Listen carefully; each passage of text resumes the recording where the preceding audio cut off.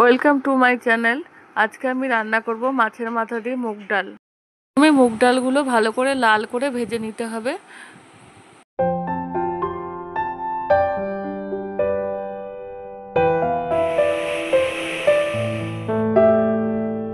সেদ্ধ হয়ে গেলে নুন হলুদ মাখিয়ে সর্ষের তেলে মাছের মাথাগুলো লাল করে ভালো করে ভেজে নিতে হবে।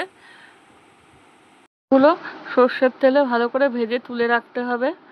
তার মধ্যে আবার ওই তেলের মধ্যে গোটা 5 ফোড়ন, শুকনো লঙ্কা, তেজপাতা দিতে হবে।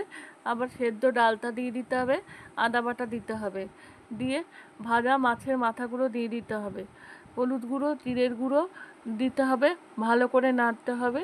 নেড়ে স্বাদ মতো নুন দিতে হবে, গরম জল করে দিয়ে দিতে হবে।